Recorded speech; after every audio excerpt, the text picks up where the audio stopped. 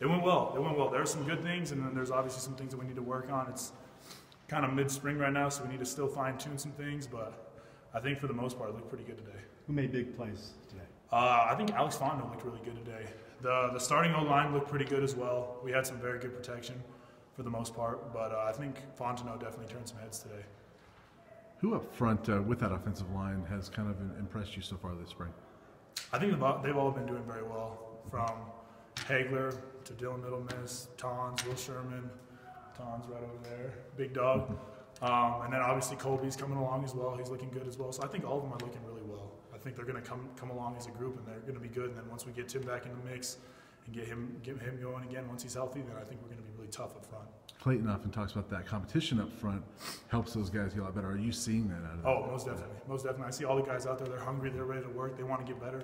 And so I think that's what we need up front.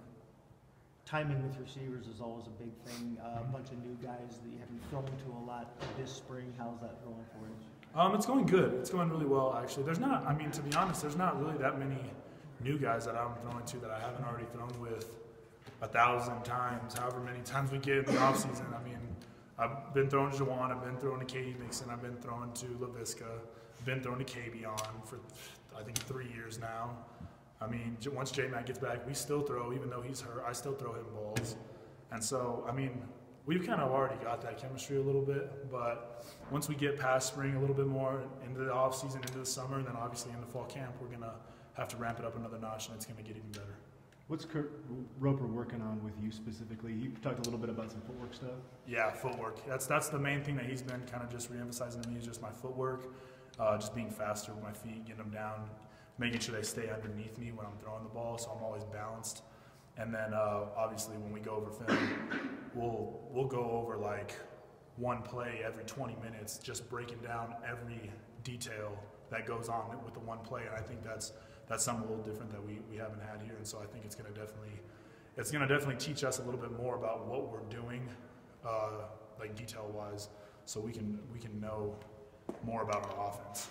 You have a really strong arm. Is it sometimes hard not to develop some bad habits as a result of that? Yeah, I mean, Roper was telling me about that today. He was like, the next step for you is going to be, instead of throwing every ball 100 miles an hour, taking some off and putting some touch on it and knowing when to make those balls catchable and easy for the receiver to catch. So I just need to work on that some more.